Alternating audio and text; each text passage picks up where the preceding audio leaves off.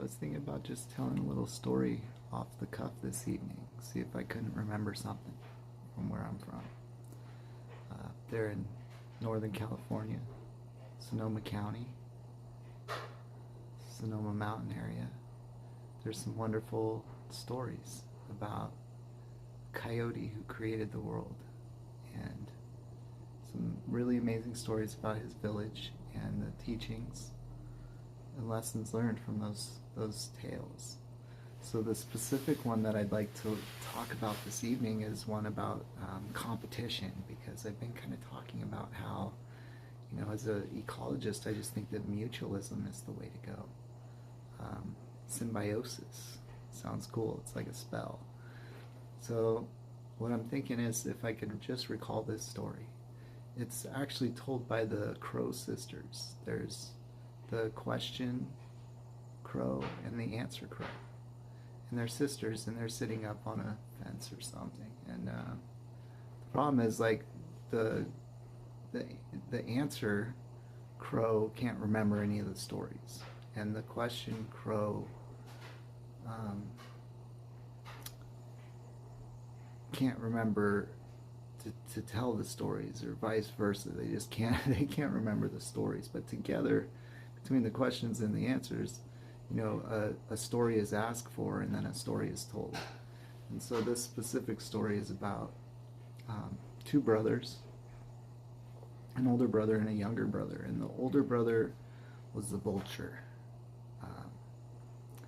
and the younger brother was the crow. And they were both really phenomenal hunters in their community. They would always go out and hunt together. The older brother was kind of the bigger, more powerful bird, and he was the one who kind of trained his younger brother to hunt. But the younger brother grew up fast, but he was small, and he was fast. So they kind of had these two different skill sets. You had this one more powerful bird, and then this one quicker bird, and together they'd sort of chase down the game. And they always came home with their hands full.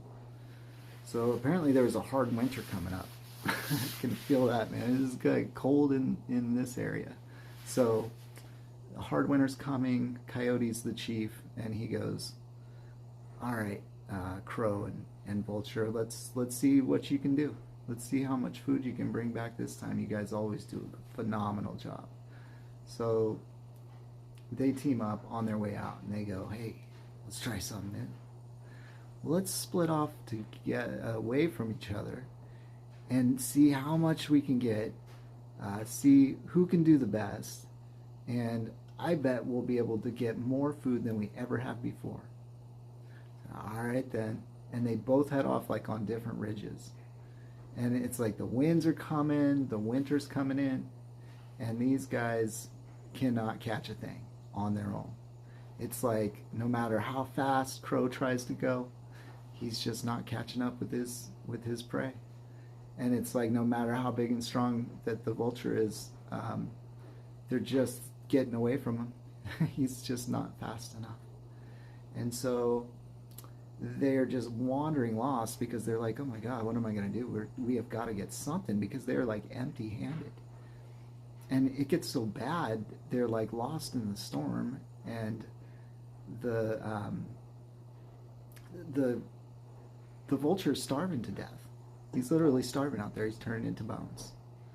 And then the crow is so lost that he had it in his whole mind that while he was out there, he wanted to impress this girl back in the village. And he was going to try to find her something cool. Well, he started hallucinating because he was in a state of starvation. And this guy was looking at a bay laurel tree or something with its leaves hanging down in the rain, glistening, and he thought they were abalone shells. So he's like, "This is it, this is it." He thought those were going to be some pendants or some type of jewelry. That's how far out of his mind he was.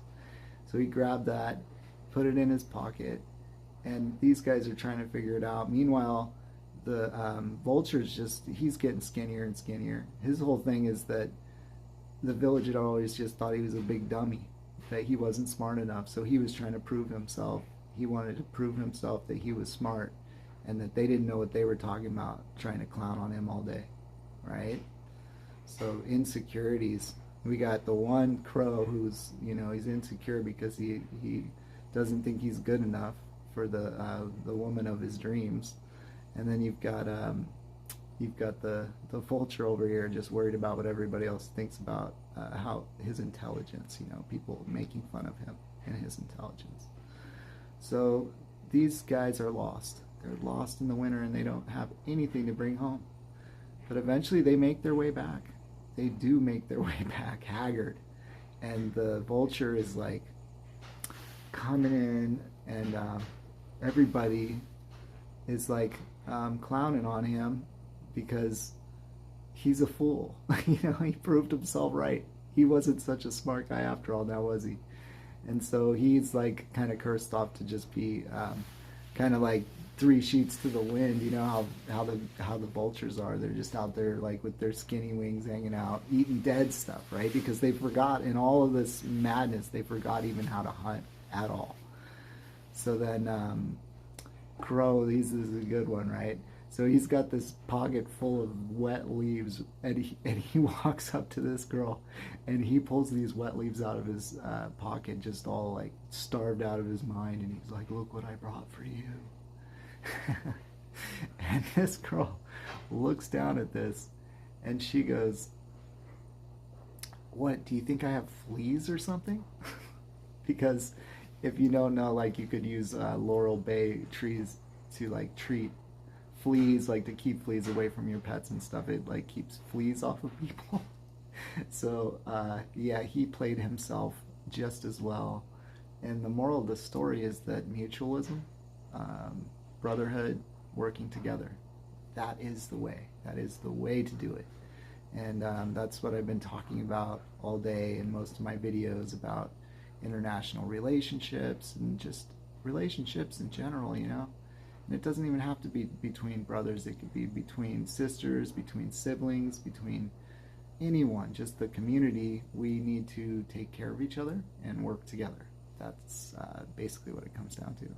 So that's the story of the crow and the vulture from the two crow sisters, and from the land of my birth, Santa Rosa. I try to remember because I've always been attracted to the baskets, and I have a very special relationship with this country and the land here. I just do. It's part of who I am. So those are my stories. Peace.